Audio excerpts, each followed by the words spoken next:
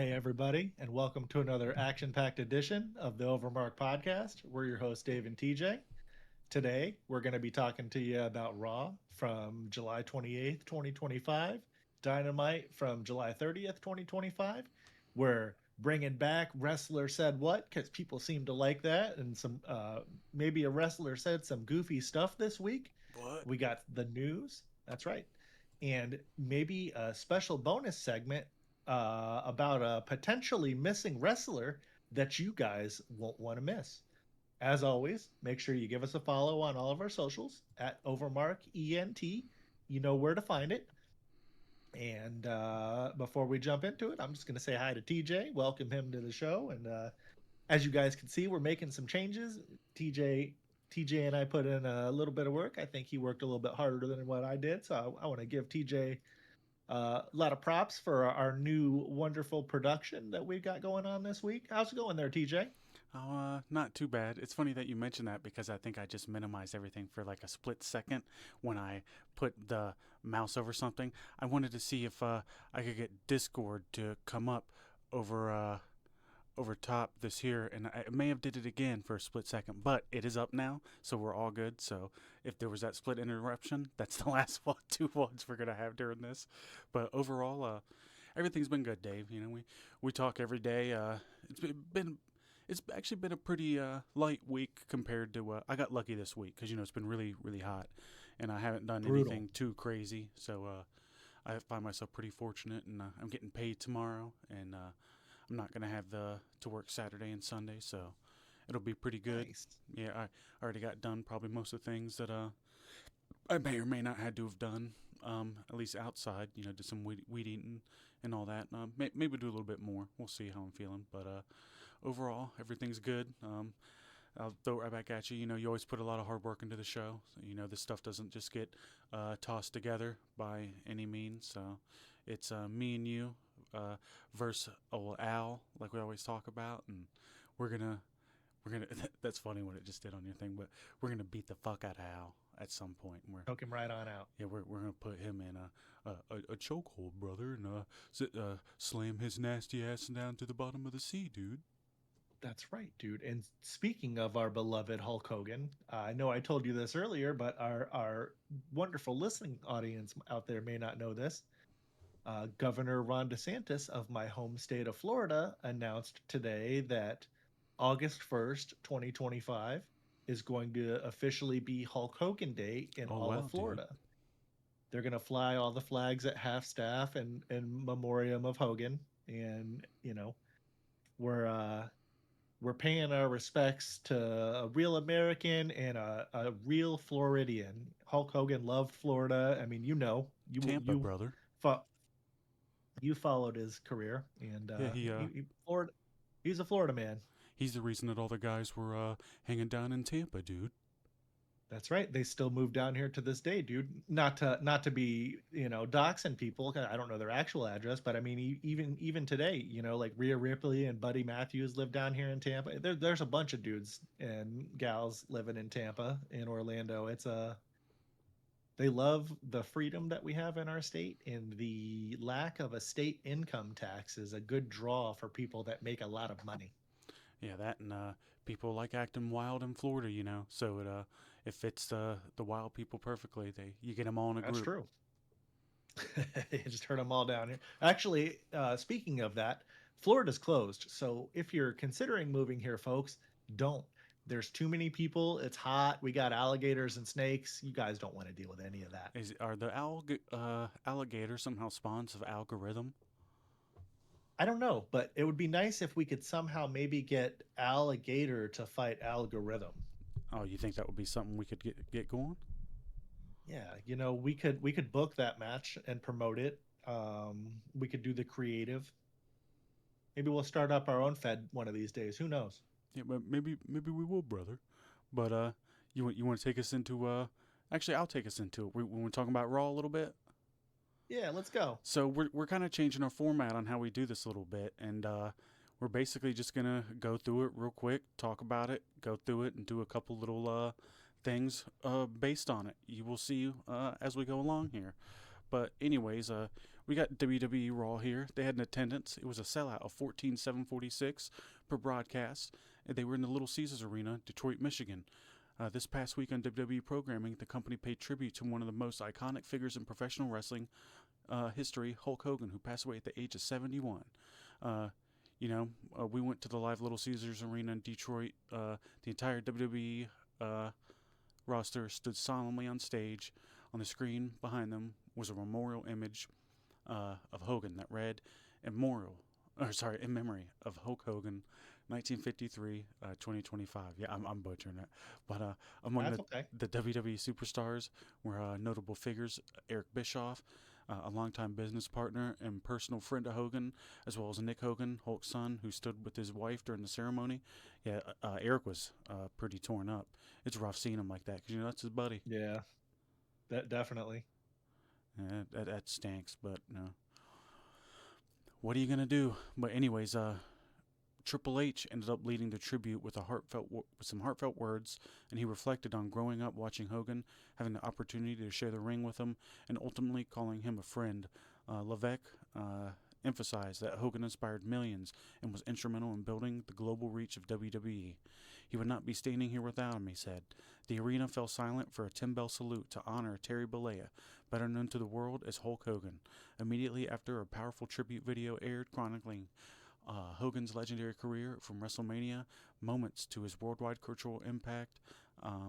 As the video concluded, the crowd began a loud and passionate chant of Hogan, with fans across the arena visibly emotional, and many dressed in red and yellow, sporting the classic bandanas and feather boas.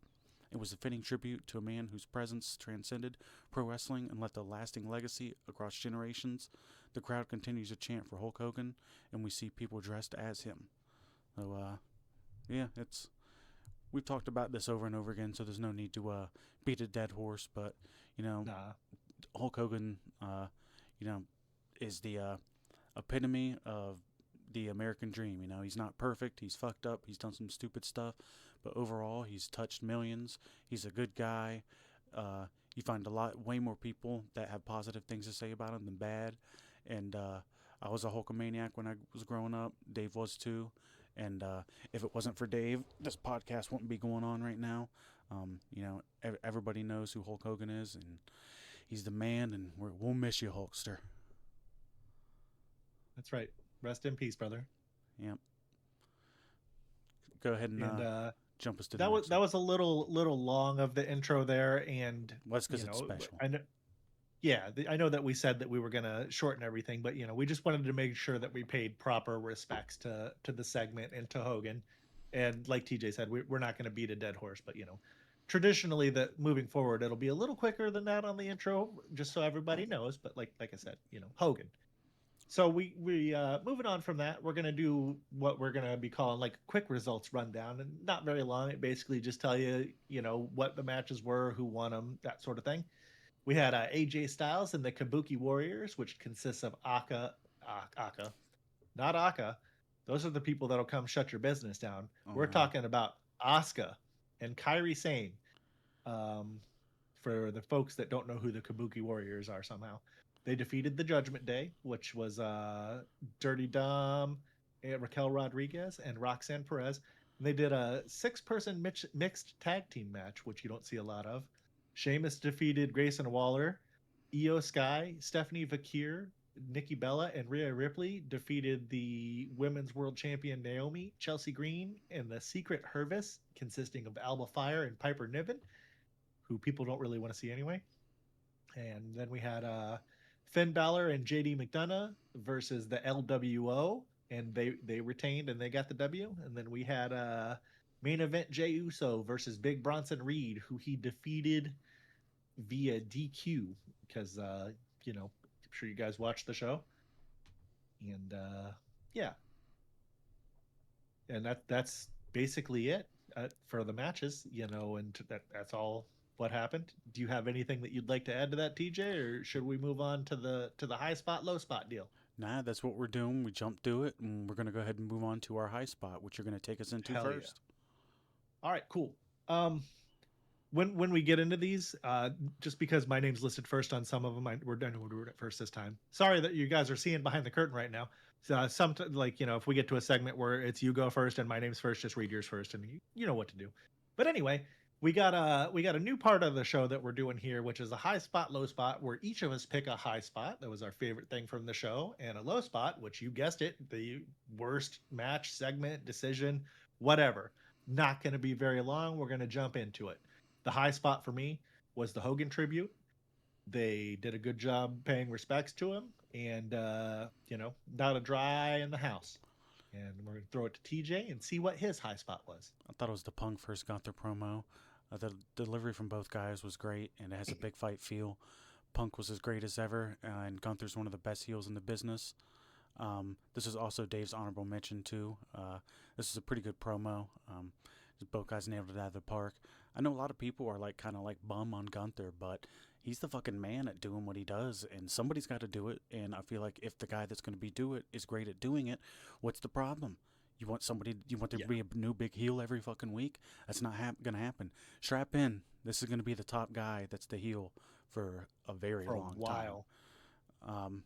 But I feel like if you don't like Gunther or can't appreciate what he's doing, you probably started watching wrestling in like the last 5 to 10 years and don't have a complete grasp of what all dynamics and things are that go on in wrestling. Maybe you're a little bit younger of a fan, and this is not to insult younger fans. This is just a perspective thing, I think, when it comes to Gunther. Yeah, because I notice older people love him. Well, they remember all the big foreign heels back in the day, and they weren't shit compared to this guy. Not even close. They were great for their time, but this guy transcends like you can put him in any generation ever in wrestling history, and he's a top guy, and just not much more to say. Exactly. So my low spot here was the LWO versus the Judgment Day. There's really nothing that the LWO could ever make me do to care about him. I'm not even sure some of these guys, if any of their names. I think Garza's one of them. I'm not really sure, but no, Garza's in that other group with that was fighting the LWO a while back. Yeah, well, what was your low spot? Oh man, fucking Sheamus versus Grayson Waller. I'm about ready for Sheamus to get the fuck off of TV. I don't hate Sheamus. His new entrance music sucks. They don't do anything worthwhile with him. It's like he could just, I don't know. We don't need to see him anymore. I'm sorry, Sheamus. I do like you, and I appreciate what you do, but it's just a low spot for me. Yeah, it is what it is. You could, if I love Halo 1, one of my favorite games ever. Remember me and my buddy Nick were playing it over the weekend. If me and him played that game every day, even for like 5 days, I'd be like, man, can we play something else? Like it wouldn't take very long. So this guy's been around a lot longer than that. But yeah, so we're going to do a little thing where we're going to run down each of the results that we just went down to the match, and we're going to do a quick little response. It could be a one word. It could really be a sentence, but I'm going to start it off. So the AJ Styles and Kabuki Warriors versus the Judgment Day. It was okay. Sheamus defeated Grayson Waller. Trash. I'll pass. Don't need to see that anymore. Io Sky, Stephanie Vakir, Nikki Bella, and Rhea Ripley defeat Naomi, Chelsea Green, Secret Hervis, and Alba Fire. This is the match of the night, even though the Hervis is not good, man. And I don't know if it's they don't have chemistry with those other women in the match, but they didn't perform very well. So from now on, when we do this, which more enjoying this, guys, I think one of us will run down the results, and then they'll say it. So we don't have to run down the results twice. This will be after we do the original results, but like I'll say my thing, and then you say your thing. That way you don't have to read your own results list and then say your one word afterwards or whatever it may be. So like, but yeah, so my thing on the Io Sky thing, the women's 4-way match or whatever, it's normally this would probably be one of my low points of the night. It's not like it was that great of a match. It was okay, but the cool thing is they have enough women talent that are good enough that they can have this big match with all these stars. They couldn't really do this before to this level. You have like the older star in Nikki Bella. You got Stephanie Vakir. You got Io Sky, and you got Rhea Ripley. I mean, when it comes to like a four-way team of women, what more could you ask for?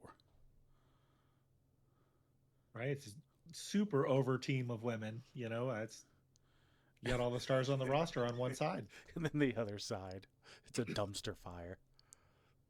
Yeah, man. I don't know. I don't want to see anybody lose their jobs, but maybe those girls need to go work in like Ring of Honor or something. Yes. So, um, the Judgment Day, Finn Balor and Jaden McDonough defeat the LWO, Cruz Del Toro and Joaquin Wilde to retain the World Tag Team Championship. Pass. There's their names. Yeah. What do you think? Oh man, this was almost the low point for me. Had there not been the other match, I mean, it was a really really big toss up. To be honest with you. No, we're fucking this up. This is supposed to be like a one word or one sentence. Fucking thought. Oh shit! Yeah, I'm fucking retarded. Pass. Fuck this. Yeah, that's what I'm saying. All right, so then Judgment Day, Jey Uso defeat Big Bronson Reed via DQ. This was good. I like the post match beatdown. Good stuff.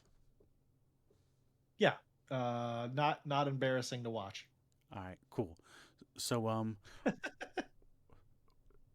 so did Raw progress any of the storylines leading into SummerSlam? And I wouldn't really say that it didn't. Like it definitely did. You got the tag match that's gonna happen with Reigns and them and all that. Has that even been really set up yet? I mean, they've been loosely building it. It feels like only slightly better than an AEW build, I would say. Yeah. It's all been happening, and then the crappy thing is like Cody's been again carrying this feud without the other guy there, so he's been doing these promos by himself. The what is it? The women's match, is it Sky, Naomi, and Rhea? Yeah. That's been kind of an okay build, but beyond that, I can't really point out anything to you on the show that's sticking out to me. AJ and Dom, they've been doing an okay job with that, especially since AJ's been hurt. So I think there's been about a mixed bag, and if they've really done it or not. And what do you rate the show out of 10? I think I put like a 6.5 out of 10 on here. It wasn't necessarily the greatest go home show I ever saw, but it wasn't terrible. 6. It had some guys I enjoy on it. Jey Uso, he's still the man. I like watching him out there. He doesn't have to be the best in the ring, but he gets the crowd pumped up, and Reigns definitely did too. For the small amount of time he was out there, they whipped his ass. Yeah, people can't say that he doesn't take bumps. Braun Breaker, they like switched his character, and now he's like smart, and he's like making plans, and they're like really putting him over. Good. Even more. I noticed that too. Yeah. I didn't like it where they were having him be kind of dumb and like a meathead, and it's like, well, I mean, we just watched him for like a year in NXT not be a complete moron, and now we're supposed to believe that, But yeah, so it is good what they're doing with him, like you said. Well, I think we can go ahead and wrap up Raw there. A little bit above average, but nothing too crazy for a go-home show. Maybe not the best, but some good, some bad. And that'll take us into AEW Dynamite. You want to tell us about this, Dave? Oh boy! Well, we're almost to the end of their residency at the Aragon Ballroom in Chicago. Tonight's their last night of it. Before we jump into the whole thing, I was trying to convince Brandon that he should go tonight because they had tickets as low as $40 that were decent, and you could have got like 6th row ringside for, I think it was like $62 each. I mean, that was a really reasonable price. But anyway, Dynamite last night was a complete sellout, the 1194. I really have enjoyed this venue. It looks great on TV. It has charm and personality, and I'm be honest with you, as much as I haven't necessarily enjoyed watching AEW all that much lately, I am going to miss them being at this venue. Yeah, it's been nice. The crowd's burn out. You can tell they're. I don't feel like they're as energetic as they have been, but I've been enjoying this place, and they've done a couple places this year that have been kind of similar to this. Damn sneezes. But anyway, so we'll jump into the quick match rundowns here. Should we do our high spot, low spot first, and then do the rundowns? Because we kind of had that one section that was it's like we backtracked to the matches, so to speak. You know what I'm saying? I think that'll be fine. All right, cool. So we'll start with that, and then we'll go back to the matches. So for me, my high spot was the Christian promo. You know, he came out, he returned. He hasn't been back since the pay-per-view, and came out and cut a good promo, admitted he's an asshole, and he's back. And I can't wait to see him at some point, probably sooner than later, team up with Adam Copeland and take on FTR and the Matriarchy. What about you, TJ? What was your high spot? Okay. Oh shit, we have the same thing. Mine's not in bold before, but that's why I'm a little bit lost. Sorry, but my favorite part of the show was Christian Cage's promo against the Wayne family and Kip Sabian. He mentioned he found himself in holes before in the past, and none of those holes were as deep or gaping as the last time I was with you. But I always claw my way out. Holy fuck, yeah. Which is ridiculous. It's the first time I've ever heard a guy talk about anything like that in a fucking promo on TV. And the whole promo was good. Christian Cage always knocks it out of the fucking park. I was just trying to look up the viewership, by the way. You figure it'd be out by now to 7-11. While you do that, I did like the part where he was talking shit to Nick Wayne, and he's like, and you already have one dead father, and now you have one that's dead to you. I love that shit when he was always going in on the dead dad stuff. Yeah, I have a dead dad, so I can especially appreciate that humor. It's fucking dark and funny. Yeah, I don't know. I'm having a hard time finding this here, Dave. I don't know if you could have better. Well, they probably don't have it on there. Fuck it. I'm gonna jump into my low spot while you keep looking. Go ahead. So, you know, it's really hard for me to pick out just one. The show really sucked big time this week. But if you're going to twist my arm, it's going to be the Outrunners versus the Bucks. Because I'm not crazy about the Bucks, though I do want to throw Matt Jackson some serious love and props for his post that he put out about Hogan. Because traditionally, you know, the Bucks are viewed one way, and they're definitely viewed as somebody that wouldn't be putting Hogan over. So for them, for Matt to have said the classy stuff that he said about Hogan, that got me pretty good. But beyond that, they went over on the Outrunners, who I'm warming up to. So that was my low spot. What about you? Oh, fuck. So my low spot here is the Young Bucks versus the Outrunners. I think we had the same stuff on both of them. This wasn't technically a bad match, but it was just two teams going through the motions in front of a burnt-out crowd. The Bucks are furthering their "we're not EVPs anymore" thing, and it seems like nothing they do can really be serious. Like, even this has got to be a fucking joke. So everything's just a big joke to them, just essentially like they seem to be on TV. So I don't know. It's everything they do is the fucking same. So we're gonna go ahead here and go over the matches like we did on the last thing here. So the World Tag Team Title Eliminator with the Bucks and the Outrunners. Junk. Not great. AEW World Championship, Moxley and Hangman. God damn it. I'm gonna say more than just a few words here. I'm tired of seeing these motherfuckers wrestle each other. They shouldn't be touching each other or in the same ring for months after we keep saying this every week. The blow off should have been the death match. Fuck off. I can do it in one word. Underwhelming. Yeah. ROH Women's Champion Athena and Billy Starks defeat AEW Women's World Champion Timeless Toni Storm and Alex Windsor. Something to get the girls out there. They got to have a women's match. That's true. That's true. Usually their women's matches are better. That's all. Not that there's anything wrong with the gals that are in that match. It just wasn't that good of a match. Mark Briscoe defeat Ricochet. Um, Decent. it was okay. I like the stuff that happened afterwards a lot with MJF. Anything he's in is good shit.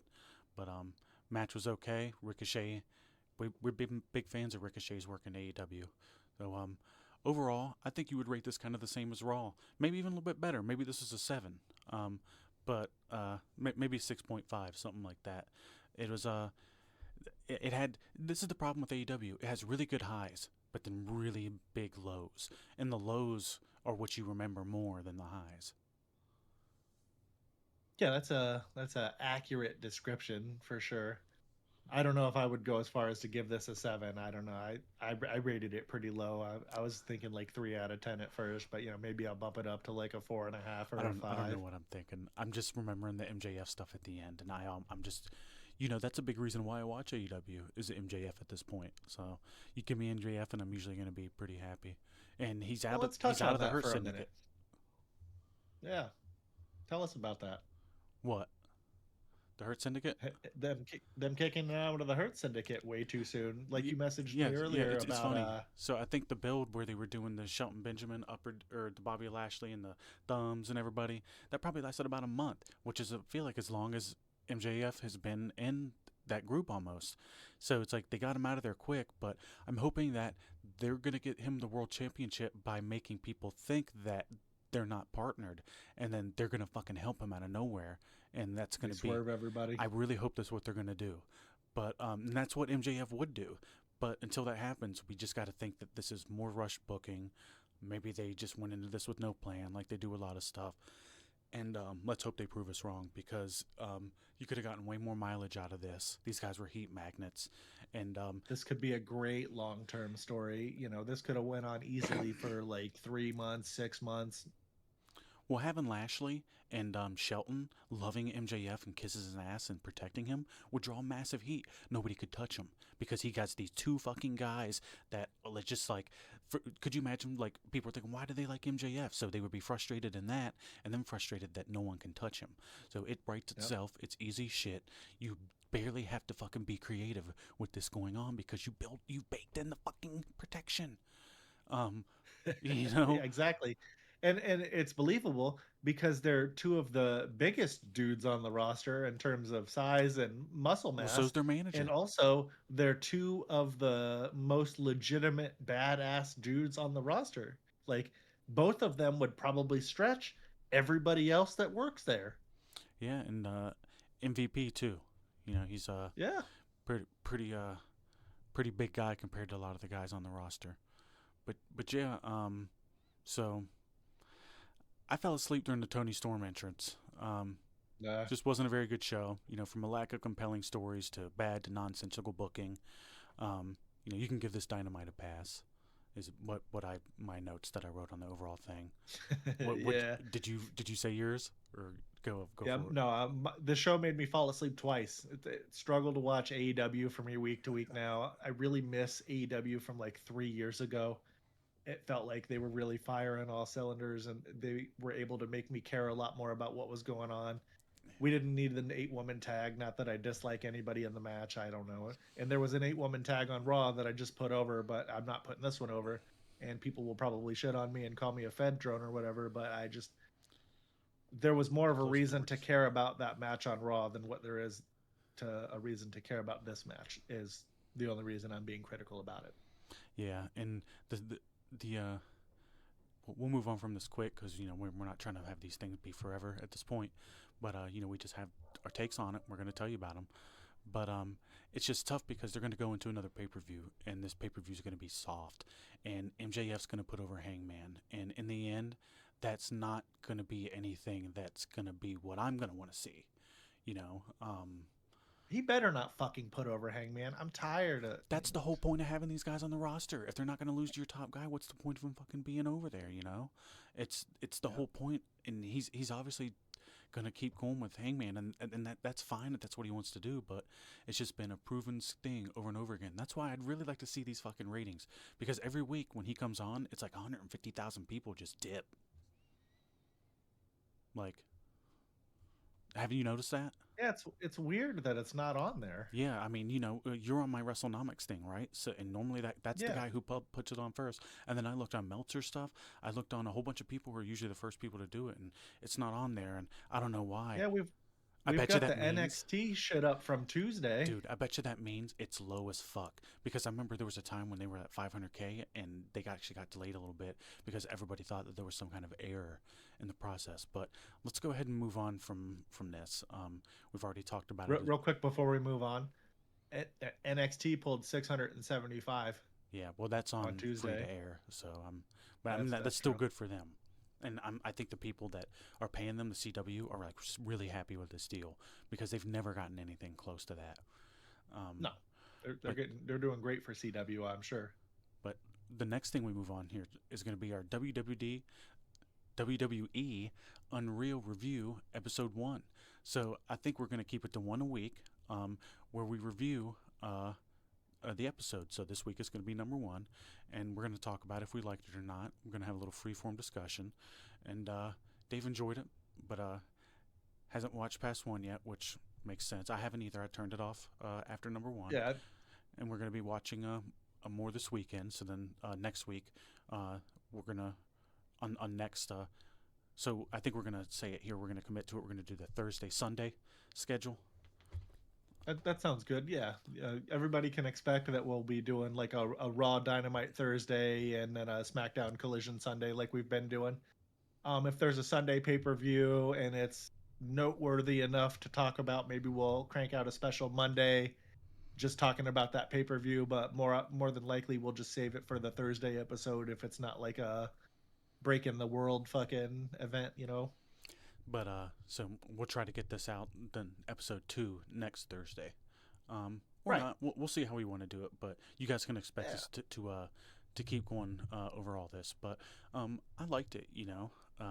I turned it on, and Core was like, "What are you turning that on for?" I heard a lot of people say they didn't like it, and it's like people say a lot of shit.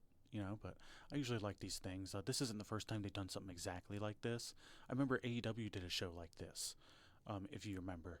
I forget what it was called, but it was like a reality AEW thing. It didn't have Tony Khan, but it had like the wrestlers. But anyways, Yeah, I can't remember what it was. I think wasn't it on YouTube or something? no, it was on right after the AEW on TNT at the time. Oh, But okay. anyways, I enjoyed this. It was cool. They really highlighted Rhea Ripley.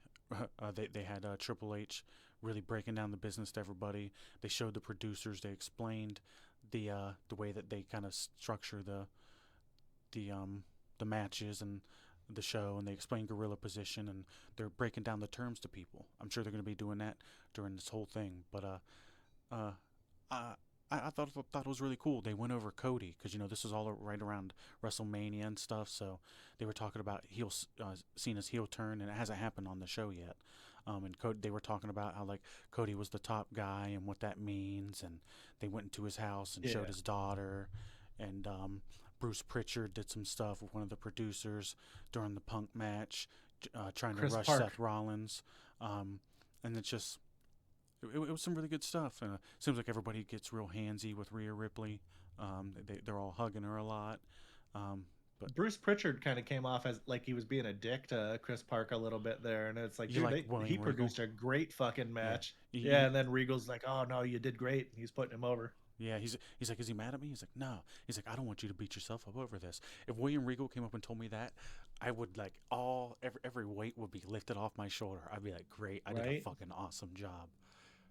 And for those that don't know who Chris Park is, he used to be Abyss in Mm-hmm. TNA back in the day. So I mean, he's been around wrestling for a long time. He knows what he's doing, but he seemed like he was pretty scared of Bruce Pritchard, man, and He's been he would around a beat the while. fuck out of Bruce Pritchard. I just But like yeah, I just like Michael P.S. Hayes. I think he's the longest running employee in that company right now. Freebird, let's go. Well, he's just been back there doing that shit forever, man. He's just like a constant. And you like how they were doing they showed the creative meetings and all that kind of stuff. Yeah. I'm It was pretty looking. cool to see all that. And one of the other things I liked about this was, obviously Brandon watched it. By the way, shout out to Brandon. Tomorrow's his birthday. Happy birthday, Brandon. Enjoy that last year of 30 or 30s. I'm sorry. He can be 39. And but he was coming in this morning in Discord and he was talking to me about like gorilla position and just all these different terms that he learned. And I'm like, He oh didn't know man, those. no, That's like so amazing, this is man. He's it's like a virgin type deal.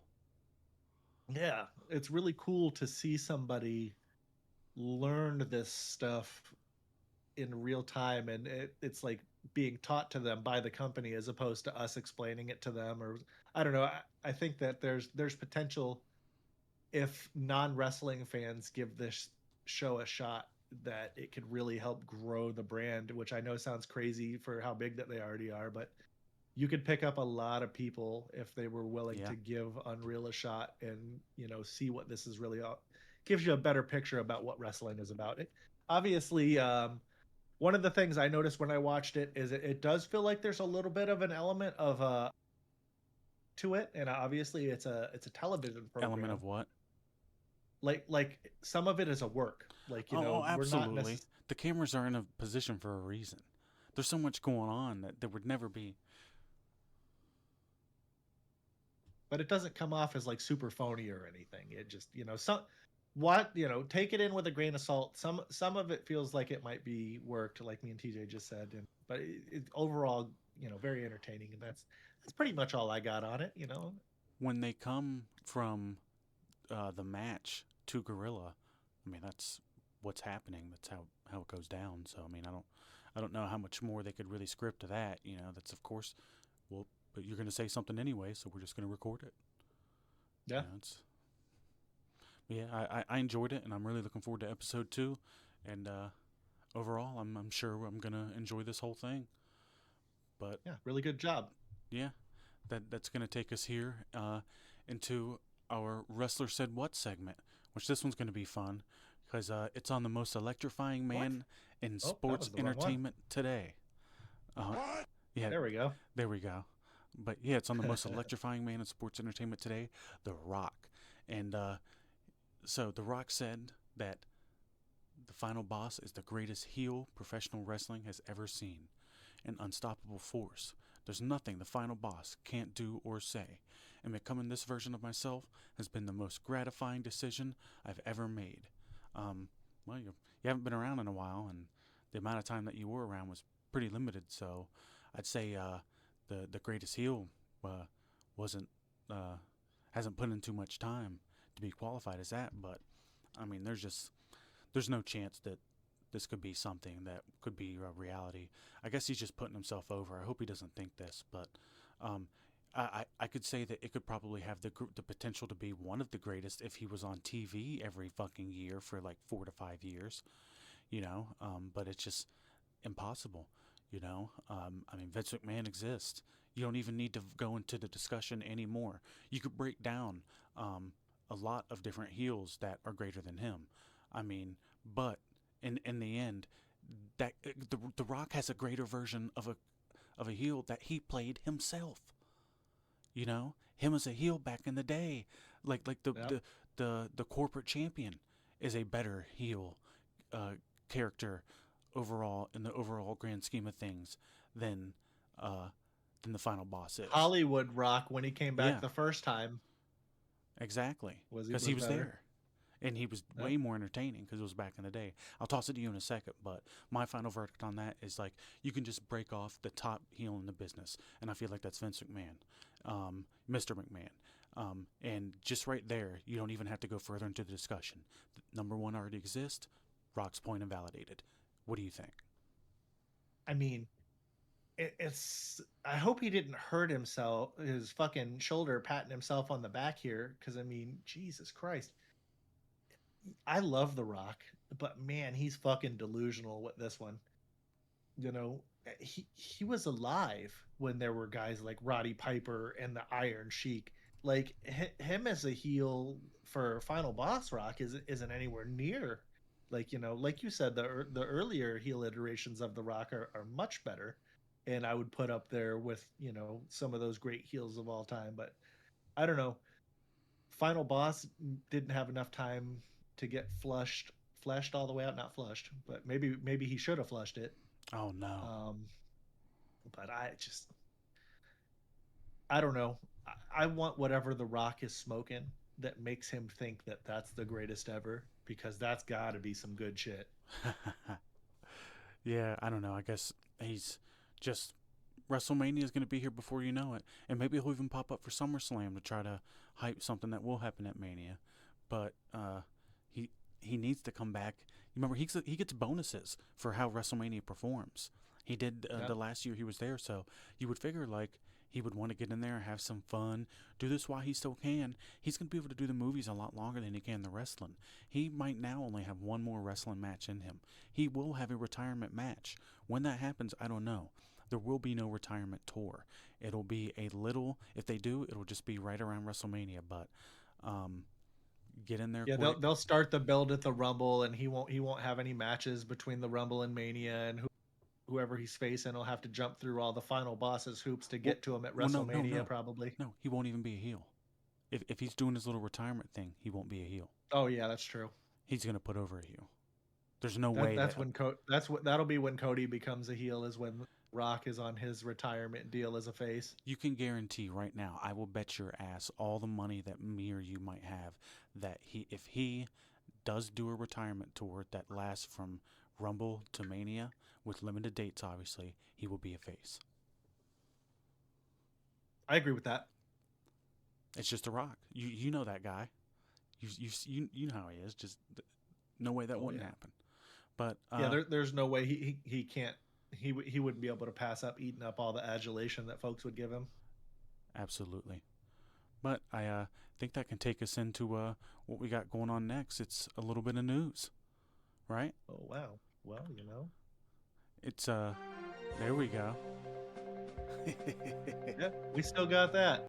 Yeah, I got news for you. we don't have to get rid of those. But Ah. take us into this, Dave. Okay, well, our first news update here is about everybody's favorite former wrestling chairman, Vince McMahon, involved in a three-car accident in Connecticut. The former WWE chairman and CEO Vince McMahon was involved in a three-car accident last Thursday morning in Westport, Connecticut. According to the report from TMZ, the incident occurred around 9 a.m. on Route 15 and involved three vehicles, like I just said twice. Uh, McMahon was driving a 2024 Bentley northbound when he reportedly struck the rear of a 2023 BMW and then collided with a median guardrail. Debris from the crash was then struck by a third vehicle, a Ford Fusion, traveling southbound to the opposite direction of what the other two vehicles were going. The crash report indicates that the airbags deployed in both the Bentley and the BMW, and all three vehicles had to be towed from the scene. Approximately 30 feet of guardrail were damaged. Fortunately, no injuries were reported, and all the drivers involved were wearing seatbelts. McMahon was issued a misdemeanor summons for reckless driving and following too closely. He's expected to appear in court later this month. Notably, the accident occurred just hours before the public announcement of Hulk Hogan's passing, an especially somber moment considering McMahon's historic role in shaping Hogan's career. One thing that I want to add to this that I had saw, I think I sent you the post. The lady that I saw he that. crashed into posted on Facebook and Yeah. alleged that he was driving 80 or 90 miles an hour, Yeah. according to the Swerve state last trooper second. that was, yeah, there was allegedly a state trooper that was following him in an unmarked vehicle that was about to pull him over right before the accident happened. So the guy was a little slow on his cop lights, and somebody paid for it. And Vince McMahon was probably distracted driving. If what the woman in question's Facebook is to be believed, yeah, I'm trying to give him the benefit of the doubt here, because who knows if that post that we read is even real? Because I went to that lady's Facebook after I saw that picture, and there was no such post on there. So I'm inclined to believe that attorneys advised her to delete it, or it was never made and somebody created that image. I don't know. This I don't know. Do you have anything to add on this one? makes me sad. I don't like to think of Vince, ending up in this kind of position, and kind of stinks. But what are you gonna do? He's a grown man. He's more than a grown man, and he's going through all these We legal all cut our troubles. own deal. Yeah, he's all going through these legal troubles and this, and I don't think he's talking to any of his family. And these are all self-inflicted problems. This is a He cry still for talks to Shane. Remember a while back we were seeing pictures of him and Shane and the yeah. Undertaker. Well, Yeah, yeah. they were doing something. I don't know. I'm not sure if he talks to Stephanie. Maybe he does, but this is a cry for Probably help. not. He's a sad old man, and hopefully he figures his shit out. And he could have killed that lady and himself. We could have had Yep. the two most influential maybe the two most influential modern wrestling guys. In the same day. Yeah, that would have been unbelievable. How fucking insane would that have been? Yeah, That's like yeah. You couldn't write that. no. And I don't even want to think about that because as much as obviously people were very conflicted about when Hogan's passing. McMahon's passing is going to be, quite a bit more controversial. conflicted. Yeah, A very wild character. but the Hulkster never took a dump on anybody's head. right. He just said words in not necessarily the best ones, but he did, like TJ said, he didn't allegedly defecate on somebody while they were getting plowed by John Laurinaitis. Yeah, allegedly. Yeah, and we'll say it a third time, allegedly, just in case. Yes. We're not trying to get sued. We don't have any money, Mr. McMahon. No. I own a 2005 Nissan Sentra, and that's it. So I'll take the belt, and you can leave all that other garbage in there. I'll sting cute. But yeah, he would probably nice belt, pal. Yeah, I'll take it. But yeah, he'd wear it out of the house doing his Vince McMahon strut. You want to move on? Get to talk about this. Tell us about the next set of news there, TJ. So it's the WWE hosting SummerSlam week, talent tryouts in New Jersey. As a part of this year's SummerSlam festivities, WWE is holding a major round of talent tryouts in New Jersey. And a diverse lineup of athletes, wrestlers, and influencers is being evaluated for future opportunities.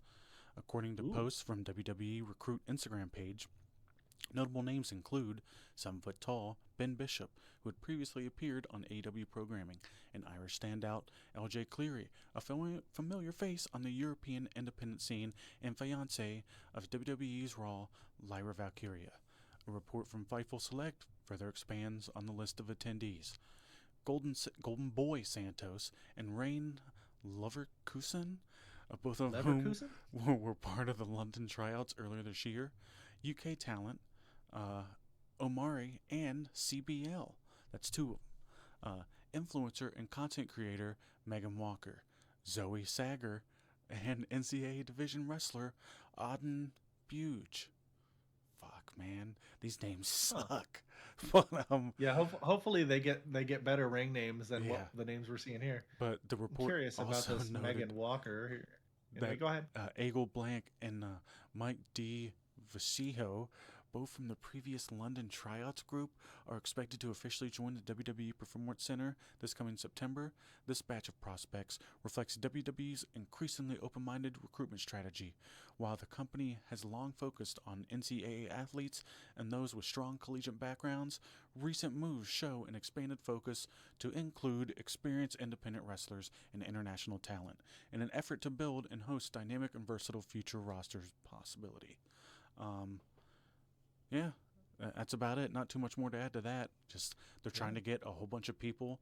Like you're gonna basically see Finn Balor and Becky Lynch all over the place. Yep. Boy, I looked up this Megan Walker influencer. Ooh. There are a lot of pictures where she stands like a horse. If you know what I'm saying, like that Instagram stance that these girls do. Got my little She's stapler. pretty. I'm sure she is.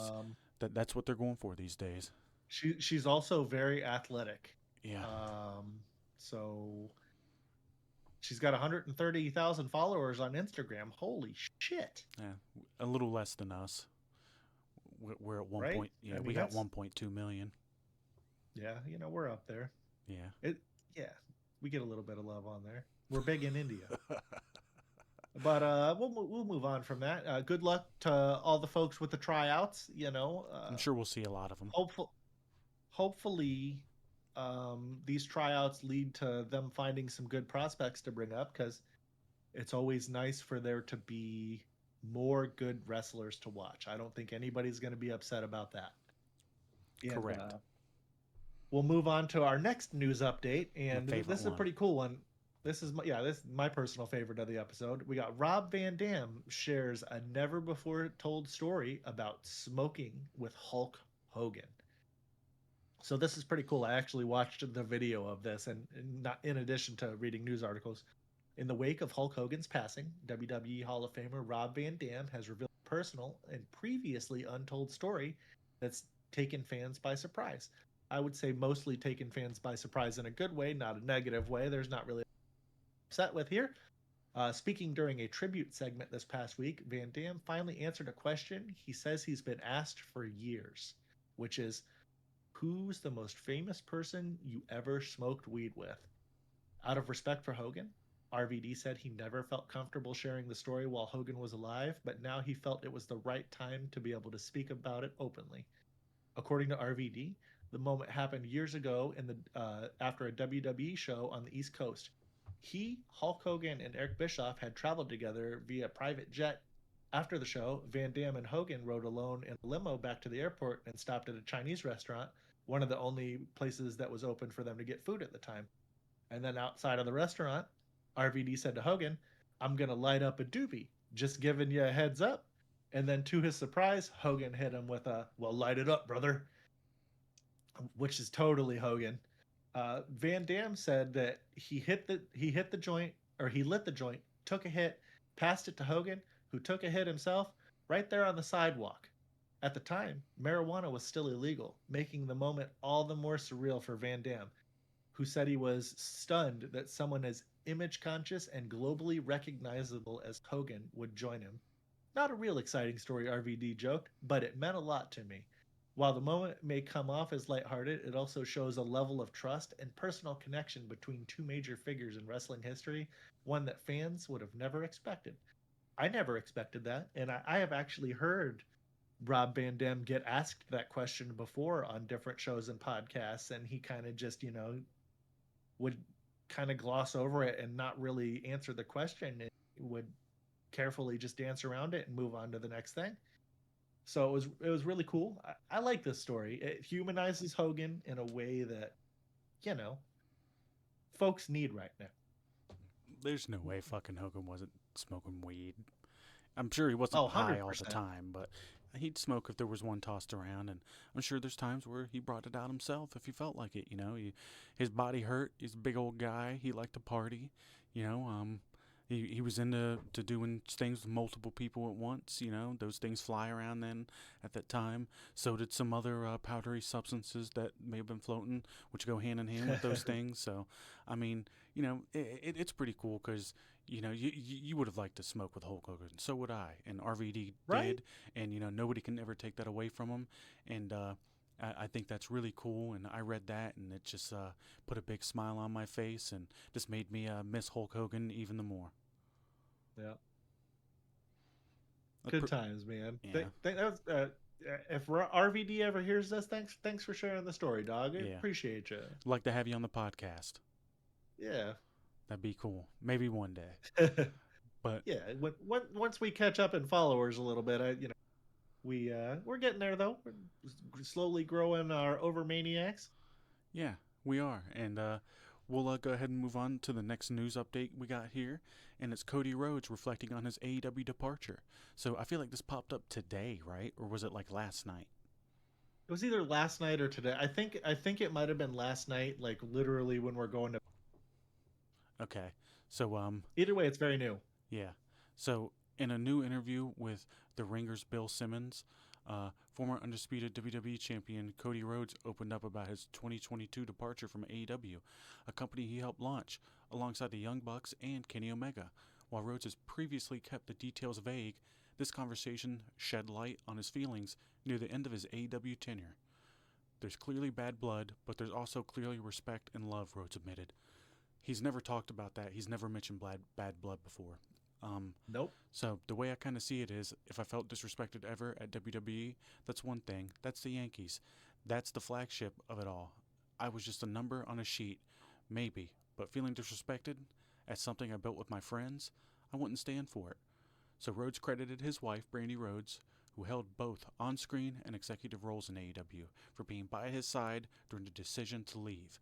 He characterized their exit as stemming from a personal issue, though he didn't go into specifics. It was one of those where it was, fuck it, I did way more here than you think, and you're going to find out the moment I'm out the door, Rhodes said. With what I was doing with the American Nightmare, bad guy, good guy, or in between, we were sitting on something magic. And if I'm not going to do it in the house that I literally, with Matt, Nick, and Kenny built, then, buddy, I'm going elsewhere. Following his final AEW match in January 2022, Rhodes made his highly anticipated return to WWE at WrestleMania 38. Since then, he firmly re-established himself at the top of the company, solidifying his spot as one of WWE premier stars. Yeah, that is definitely true. It's pretty wild that he finally said that there's been bad blood there, which you knew there had to be at some point. And it's funny because he kind of elaborated on something that he did somewhat bring up back in the day, but in a way friendlier fashion. So he was talking about like kind of how it was him and Kenny, not really getting along well, and he kind of said that they were like in their minds there was like a 1A and 1B type deal. And they both saw themselves as like the top guy, which is kind of weird because they're both, Kenny's barely even around now. And look at Cody, but I don't know. He had that stipulation built in where he couldn't win the world title ever, and I'm sure he was a part of that idea that agreed to it. And I don't know. It's terrible. Talk about booking yourself into a fucking corner. That was like that was the heel turn. Terrible booking decision. That's the heel turn. You go against it, and you're like cowardly, like like you weasel your way into a tournament for the world championship, and then you win it, and you're like you go back on it, and you tell the fans they're all chumps and stuff. I don't know. There's plenty of ways. It's wrestling. There's always a way out of some dumb shit like that. Exactly. And either way, they fucked themselves there, and I don't know. It's there. You could tell Cody's part of the show was always completely different.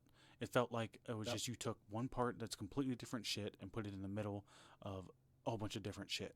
But his stuff was really different than everything else. Some good, some bad. But look at what he's doing now. He obviously made the right decision in leaving. And it's funny because he's nothing but elevated. A lot of the guys over in AEW have either plateaued or just not as popular as they were even last year. What do you think, Dave? Yeah, I mean that's a very fair assessment, and I had read this similar thing about him and Kenny. I don't know if I believe that or not, but it's entirely possible. I had always assumed that he was butting heads more with the Bucks than with Kenny, but also I had read that they butted heads a little bit in Japan, so there might be something to that, and we might not just be reading stuff that's complete BS. Yeah. Who knows? I'm sure we'll find out when those NDAs lift here in however many years. What are they 10-year? I'm not Something sure. like that. They might be able to have Let's special be honest here. NDAs are only good until you get hauled into court and then the judge says fuck your NDA. That is correct. And it's going to be pretty interesting because AEW's in that whole court situation right now with Moxley pushing the camera guy, and they are going to be forced to put out public to public information their ownership.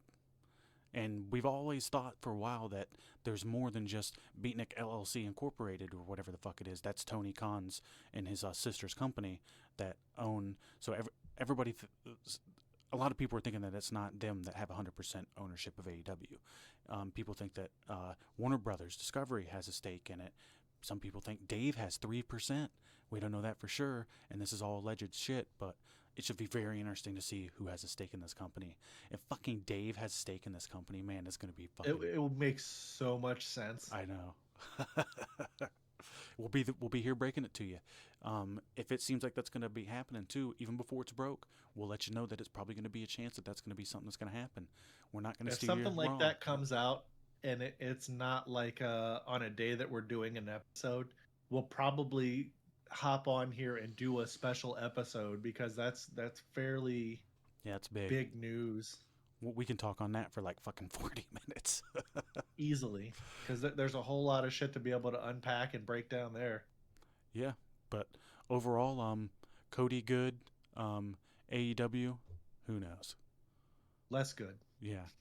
Well, right now anyway. I think that'll get rid of all our little new shit here, and this takes us into something that we kind of thought about earlier that I'd like you to jump us into.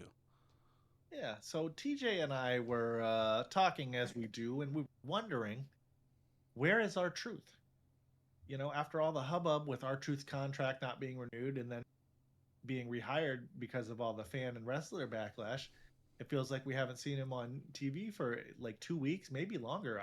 I didn't look exactly how long it's been, but it's kind of strange. And is this part of like a bigger surprise, or they do an angle, or they just shelved truth now that the backlash heat has cooled off? Uh, I don't know. What do you think about all this, TJ? Why why would they? I mean, I guess maybe they don't have a whole lot to do for him. Maybe, who knows? I'm not sure. Maybe he's gonna pop up in the Cody Cena SummerSlam. match, Yeah. and they just wanted eyes to not be around, so you forget about it, and then it can be more of a surprise. I think that's the most likely scenario. But I just had a. You could go ahead. I just had a light bulb turn on. But if that isn't the case, then the fans aren't chanting for him anymore, so our point still remains valid.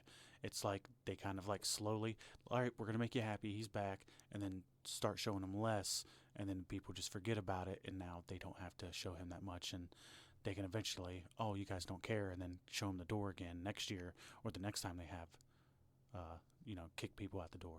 But what were you saying? Make it to the next round of cuts or something. Yeah, what were you saying? I lost it. Shit. Uh, Oh, okay. So,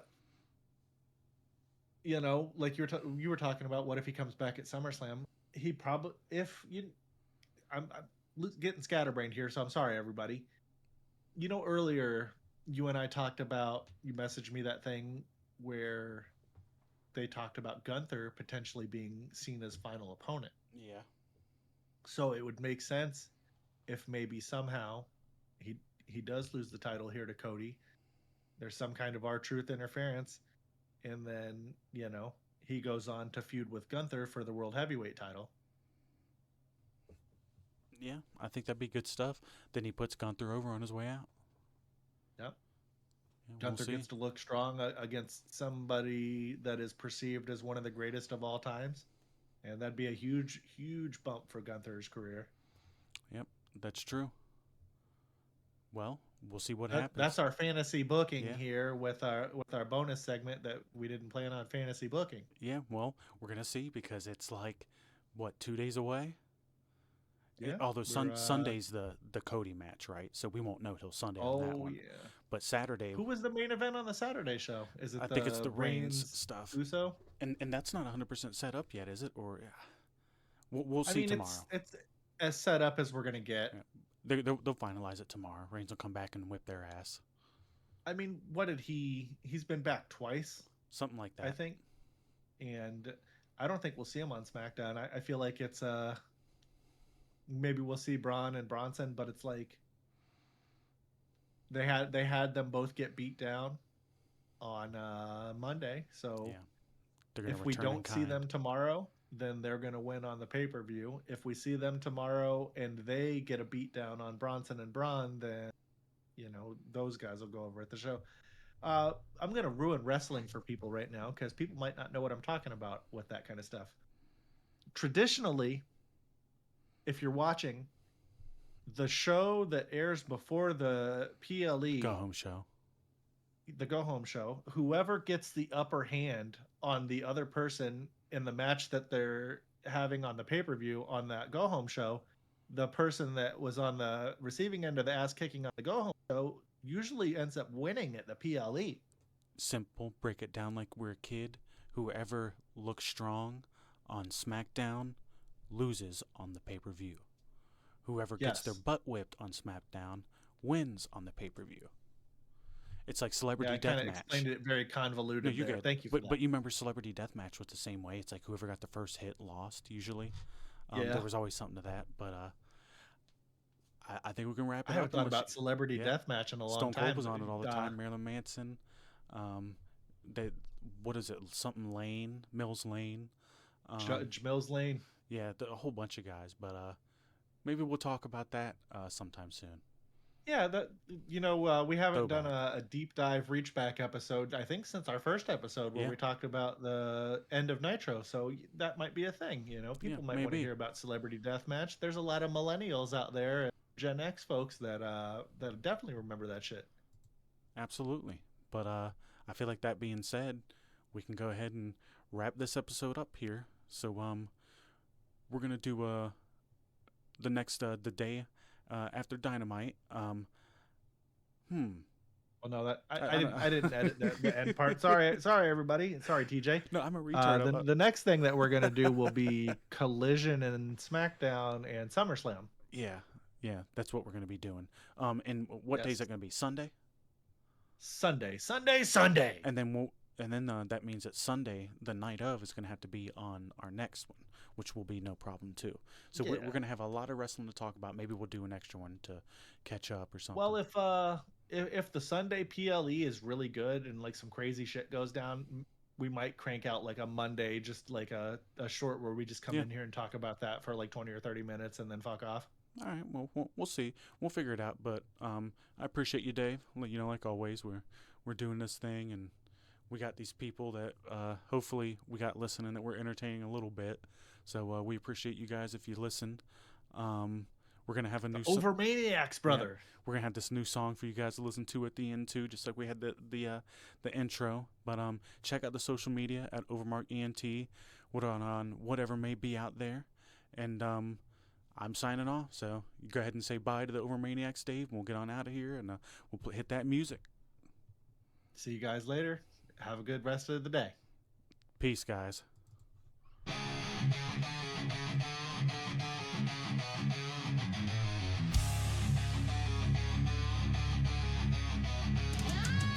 DJ's yelling at a gift, Dave's eating crab. We skipped our bills to watch Raw live and ranked 800 wrestlers just to survive. Our muscles are fake.